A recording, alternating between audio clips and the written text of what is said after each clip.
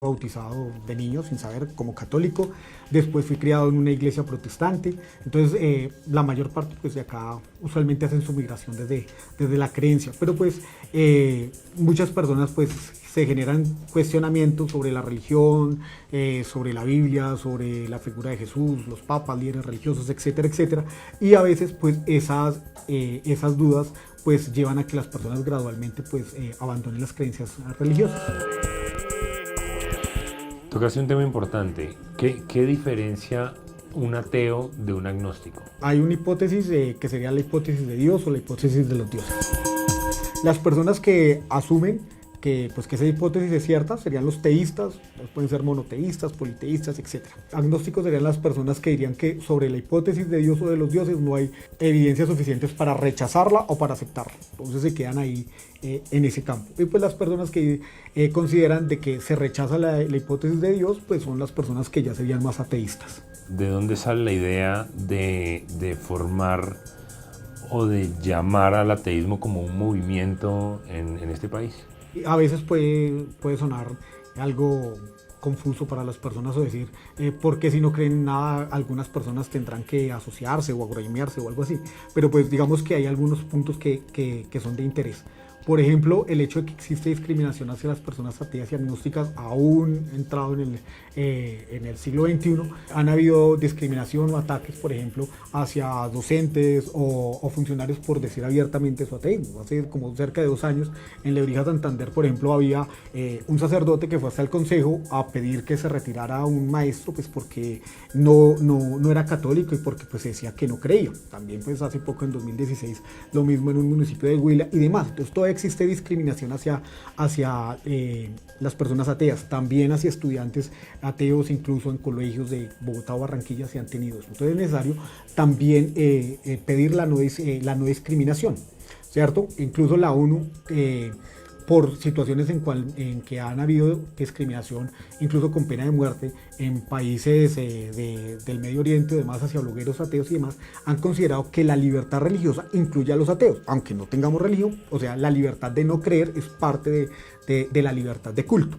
Infortunadamente el gobierno colombiano no lo considera así. El gobierno colombiano considera que la política pública de libertad de culto solamente aplica para los que tienen una religión y por lo tanto en ese sentido pues van a orientar las secciones del ministerio. En el siglo pasado, pues digamos los 2 siglos anteriores, ese papel, ese concubinato de la iglesia y el Estado lo hacía la iglesia católica, hoy lo están haciendo pues algunas iglesias de la diversidad protestante. Entonces violan esa separación entre iglesia y Estado y nos parece que es importante mantener el carácter laico del Estado y mantener vigente esa separación o por lo menos pues hacerla que funcione, porque pues, muchas veces queda eso en el papel y pues se pierde esa separación. Entonces consideramos importante trabajar por la laicidad del Estado. Si bien es cierto que la laicidad no es un bien que persiguen solamente los ateos o los agnósticos, sino también hay personas creyentes no afiliados, otros grupos que también consideran que es importante mantener pues cada cosa en su lugar.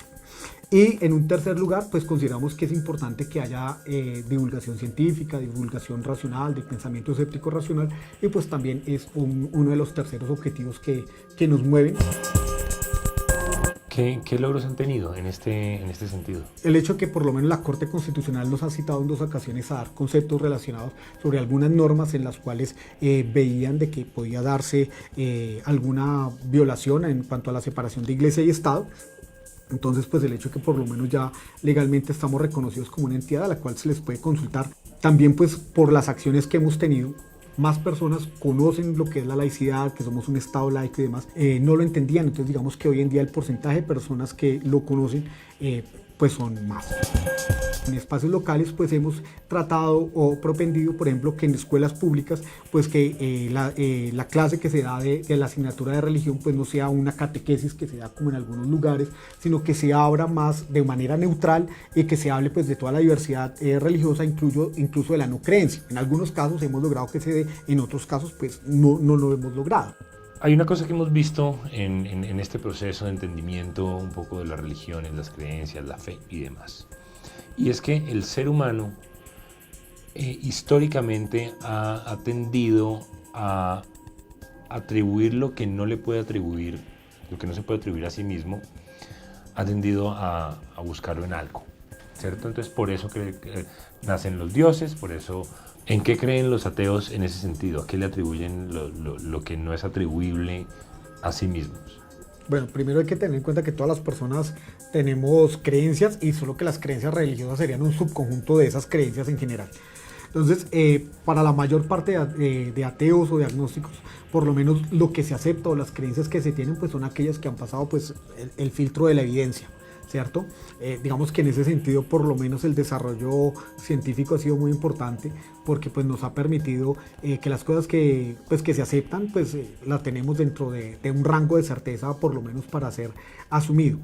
Obviamente hay algunas cosas que digamos que aún no se pueden conocer, pero consideramos o se tiene la confianza de que la ciencia en la medida en que va avanzando se va a poder dilucidar o profundizar mucho más en diferentes temas. Por lo menos digamos en el pasado pues el rayo era producto de los dioses hasta que se descubrió la electricidad y demás y pues se pudo explicar, ¿cierto? Entonces obviamente pues hay cosas que aún no conocemos, pero digamos que una persona con un pensamiento escéptico racional lo que dice es pues no lo sabemos y no hay nada malo con decir no lo sabemos, sino pues consideramos que intelectualmente es más honesto decir eso que decir o atribuírselo a, qué sé yo, a un extraterrestre, a dioses, etc. ¿Qué piensan ustedes de los mandamientos? Mientras no se haga daño a otras personas, mientras se procure un bien general, mientras se tengan en cuenta, por ejemplo, el medio ambiente y demás, pues sí hay obviamente una moral. Los ateos no somos amorales, ¿sí? Solo que no consideramos que esa moral derive de una fuente que sea un dios o de un libro sagrado, sino que es algo que es razonado y que obviamente tiene que ver con la convivencia entre los seres humanos y que razonamos las normas. Y hay que tener en cuenta, por ejemplo, que en la antigua Grecia se habló de moral muchísimo antes, siglos antes de que cualquier persona se llamara cristiana. Entonces, lo que pasa es que la religión secuestró la moral. Qué enigmático punto de vista. Personalmente me lleva a comprender que la fe depende mucho de la percepción del entorno. Volviendo atrás en el tiempo, quienes se regían por su entorno eran las comunidades ancestrales, los indígenas. David Henao Neut, antropólogo vocero del Cabildo Indígena de Bosa de la ciudad de Bogotá, y el historiador José Fernando Rubio, nos contextualizan de las cosmovisiones indígenas de nuestro país. ¿Cómo eran las religiones en los pueblos indígenas en Latinoamérica antes de la conquista? Hablar de religiones implicaría pensar desde una lógica muy occidental que no aplica, creemos en muchos de nosotros, a lo religioso en lo indígena. Yo creo que para los pueblos indígenas, y habría que preguntarle a ellos al respecto, hay que hablar de formas de comprensión del mundo. Bueno, para adentrarnos a lo que hoy denominamos religiosidad, que algunos pueblos hoy denominan más como espiritualidad, pues tendríamos que empezar por decir que en este territorio pues habían múltiples comunidades indígenas y todas ellas muy distintas unas de las otras, según los territorios en donde habitaban, según las lenguas de las que hablaban o las familias lingüísticas en las cuales estaban inscritas. ¿En qué creían? Bueno, pues se creía mucho en las fuerzas de la naturaleza, ¿no? El sol, por ejemplo, era una de las fuerzas, las deidades principales en el pueblo muisca, igual que la luna. Y desde ahí uno entiende unos principios masculinos y femeninos, también la importancia, digamos, de la vida. Para dar la vida pues se requiere del sol, se requiere de la luna, se requiere del día, de la noche. Había un entendimiento muy cercano a el ver el arriba, por ejemplo, y todo lo que contiene el universo. Entonces había un desarrollo intelectual muy importante de los astros, del cosmos, de las constelaciones. Cada pueblo indígena, cada nación ancestral comprende el mundo de cierta manera. Y podemos encontrar ciertos elementos estructurales, tal vez, como por ejemplo comprender que el mundo funciona no por la injerencia del hombre, sino por una fuerza implícita en la naturaleza que le da vida y permite que el mundo, la familia, al mismo nivel que las montañas y los árboles existan con roles específicos. Por ejemplo, si nos acercamos a la espiritualidad y religiosidad muisca, uno habla de que el origen está desde las lagunas, y eso, por ejemplo, se comparte con otras comunidades indígenas como la Misak en el territorio del Cauca. Pero hay otros tipos de visiones muy distintas y muy diversas. Quiero pensar, por ejemplo, en una de las cosmovisiones más interesantes de las cuales hemos podido aprender algo, porque con los pueblos indígenas se aprende, y es la cosmovisión de los pueblos de la Sierra Nevada de Santa Marta, que se sienten custodios de la naturaleza y que son custodios y depositarios del cuidado de la naturaleza y no de un elemento de la naturaleza como sería la especie humana. Llegan los españoles y traen el catolicismo. ¿Por qué terminan convirtiéndose muchos, porque creo que no son todos, por qué terminan muchos convirtiéndose al catolicismo? Por un lado yo podría decir un dicho muy popular que dice la letra con sangre entra, ¿no? Entonces fue sin duda una imposición violenta de la religiosidad católica. Implicó no solo apropiarse del territorio, sino apropiarse e imponer las formas de ver el mundo. Cuando llega la religiosidad así como impuesta, pues algunas cosas se trastocan, ¿no? Pero en general había mucha diversidad de religiosidades. Lo que hubo fue una colonización de las mentes. Y uno de los actores fundamentales en este proceso de inculturación epistémica fue claramente la Iglesia. Se sabe y está incluso documentado en fuentes históricas que en los lugares en donde habían este tipo de bohíos, templos como el Templo del Sol en Sogamoso, fueron saqueados de todo el oro y las riquezas que contenían, fueron incinerados, quemados, y encima de estos sitios sagrados, de estos templos, se construyeron encima las iglesias doctrineras de la primera llegada de los conquistadores españoles, ¿no? Y esto, entendido como procesos de evangelización o procesos de cristianización o de imposición de una religión, implica un cambio estructural. Dentro de las comunidades indígenas hubo también una estrategia, ¿sí? En algunos de ellos de seguir el juego a esa imposición, pero por detrás, al interior de sus casas, en un espacio más privado, seguir con sus cultos y sus rituales propios indígenas. ¿Sí? Lograron de alguna manera resistir a esas fuerzas y se creó una especie de hibridación y de simbiosis en la cual pareciera que los pueblos indígenas acogían esta lógica de ordenamiento del mundo y la seguían, pero no era así realmente. ¿Eso por qué se daba? Porque si se seguían dando los rituales en lugares, por ejemplo, sagrados como las lagunas de manera pública, pues claramente iban a ser castigados y torturados. Algo que de pronto puede parecer hoy en día no tan grave, pero el corte del cabello o el daño de la manta, que la manta y el cabello pues eran eran indicadores de prestigio y de sabiduría. Y desde allí, desde ese pequeño castigo, hasta, por ejemplo, atar los pies y manos a un poste o echarle cebo ardiente en el estómago, pues sin duda esa imposición, esos castigos, esas torturas, pues generaron una mella en las comunidades de entonces. La lengua fue un instrumento fundamental, digamos, de civilización, entendida con doble comilla, por favor, de inculturación de la cultura hegemónica a otros grupos culturales. Hablando castellano, las personas se vieron obligadas a abandonar su lengua. Sabemos, por ejemplo, que en las reformas borbónicas, en el siglo XVIII, hubo decretos donde se prohibía hablar lenguas originarias bajo pena de muerte. Eliminar la lengua te evita pensar como piensas y te obliga a pensar de otra manera, colocándote en tu boca palabras que no entiendes su origen. Otro aspecto también de terror es la tortura y muerte de los principales caciques. Pues podemos entender que la muerte de una figura como estas pues puede generar un impacto simbólico en sus comunidades. La asistencia al culto, los oficios específicos de la Iglesia en sus buenas intenciones de inculturación intelectual, haciendo entender a las personas otra forma de comprensión del mundo, su origen y la finalidad del mundo. Hoy en día nuestros abuelos y nuestras abuelas son profundamente católicos, profundamente, y todos fuimos enseñados en eso. Pero detrás de eso todavía hay unas prácticas. Una práctica muy importante para el pueblo muisca y para muchas comunidades en general era recorrer el territorio e ir, lo que hoy llamamos en peregrinación, a esos sitios como las lagunas. En el pueblo muisca había la ceremonia del correr la tierra, en donde se recorrían 7 lagunas, los principales caciques y guerreros de la comunidad. Ese recorrido por el territorio, hoy en día, por ejemplo, no lo puede hacer unos paralelos con ciertos matices en la subida que uno hace a Monserrate para pagar una promesa, la ida a Chiquinquirá la ida a Oaxaca para la salud.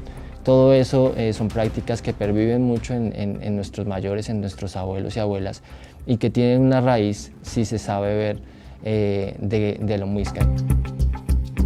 ¿Cómo eran sus templos en ese entonces y cómo son ahora? La palabra templo pues, es un préstamo de la lengua que hoy usamos, el español, ¿no? Y que de pronto nos evoca mucho a la religiosidad católica en algunos casos. Pues este lugar en el que estamos, que se denomina Cusmuy en nuestra lengua muisca, es un templo, es un sitio de ritual, es un sitio que además refleja gran parte de esa cosmovisión indígena muisca, porque cada cosa que está aquí tiene una representación con el macrocosmos, ¿sí? Entonces, este tipo de construcciones las podríamos llamar templos, habían de distintos tipos. Este es un Cusmuy, es un templo dedicado al agua, a la mujer. Pero hay otro que es el Chunsuá, que en vez de tener estos 4 postes centrales, tiene uno solo, más grueso. Y ese Chunsuá representa la casa masculina o del sol. Adicionalmente habían otros tipos de templos, como por ejemplo las cucas. Las cucas eran ya unos templos más pequeñitos, en donde formaban los sacerdotes. Entonces las lagunas pues también se podrían denominar como templos. Y asimismo las montañas. Hablamos hoy en día de Monserrate y de Guadalupe en nuestra lengua propia Tensacá y Chihuachía. Y esas montañas tienen una importancia grandísima en nuestra cosmovisión y en el entendimiento, como hablábamos, del principio masculino y femenino, ¿no? Entonces las montañas también se conciben como unos lugares muy importantes. Asimismo hoy en día pues los humedales, ¿no? El reducto de humedales que quedó de esa gran laguna aquí en el territorio de Bogotá. Yo entiendo que en un sitio como este se reúnen a compartir sabiduría, pero también se reúnen a bendecir semillas, se reúnen a hacer diferentes actividades. ¿Qué tipo de actividades se realizan en un lugar como este? Bueno, aquí en el Cusmuy hay prácticamente un calendario ritual en el cual se hacen unas ceremonias que usualmente en nuestra comunidad las hacemos en la noche. Se comparte principalmente nuestra medicina ancestral. Parte de ella se basa en el uso del tabaco como una de las plantas sagradas para el pueblo muisca. Cuando se comparte la medicina del tabaco, pues hay distintas formas de preparar el tabaco. Esta es una casa también de reunión, de palabra. Por eso es que es oscura y por eso es que es redonda, porque nos permite mirarnos los unos a los otros, nos permite dejar de lado un poco esas jerarquías que se plasman de pronto en un lugar cuadrado con escalones. Nos permite también en esta oscuridad de la casa conectarnos con un principio de la Madre Abuela Bagüé. La Madre Abuela Bagüé es el origen de todo el universo. La Madre Abuela Bagüé era solo oscuridad y pensamiento. Esta oscuridad nos permite llegar a eso, ¿no? A pensar. Y no solamente a pensar, sino a dar palabra, a compartir con el otro, a escuchar. Sin duda valores que se han ido perdiendo, ¿no? Como en esta actualidad. Y cuando salimos de acá, cuando salimos de esta casa, por ejemplo, salimos es al hacer. Entonces, sin esas 3 fuerzas del pensamiento, de la palabra y del hacer, pues se quedaría coja un trabajo espiritual, un trabajo de reunión, un trabajo de concertación entre las comunidades. Hay una fecha muy importante para el pueblo muisca, que se va a reunir a tomar medicina, que se va a reunir a cantar, a danzar, que se va a reunir a dar palabra, con un propósito fundamental, y es ver el amanecer del 21 de marzo. Ese amanecer es fundamental, por un lado porque da inicio al ciclo agrícola de siembra del maíz. El maíz es una de las plantas más importantes para nosotros como pueblo muisca.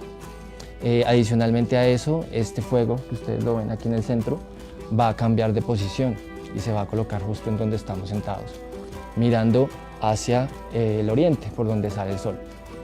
Y cada 3 meses, en estas fechas de equinoccios y solsticios, se va a hacer la misma ceremonia aquí en esta casa y al amanecer se va a hacer este mismo cambio en diferentes posiciones de este Cusmúy, representando pues justamente el calendario agrícola del maíz.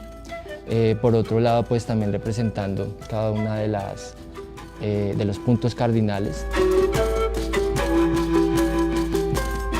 ¿Se está haciendo actualmente algo para recuperar esa espiritualidad ancestral? Claro, todos los pueblos están en eso, todos los pueblos, porque absolutamente todos los pueblos sufrieron este etnocidio cultural, si se quiere llamar así. Muchos de los pueblos mantienen sus lenguas vivas, ¿sí? Y hablantes nativos siguen reproduciendo y transmitiendo esas lenguas. Pero otros, como el pueblo muisca, las perdimos en estos casi 5 siglos de historia.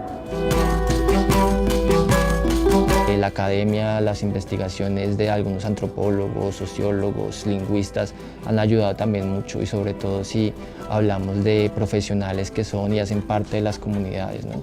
Entonces eso también ha sido un proceso muy importante que lleva más de 100 años. Esa es la tarea diaria de los pueblos indígenas, ¿no? Recuperar, recordar, fortalecer su cultura propia para lograr pervivir, que finalmente esa es la gran tarea. No se pierda mañana el último capítulo de este especial. Hablaremos de la religión, la política y la sociedad en nuestro país.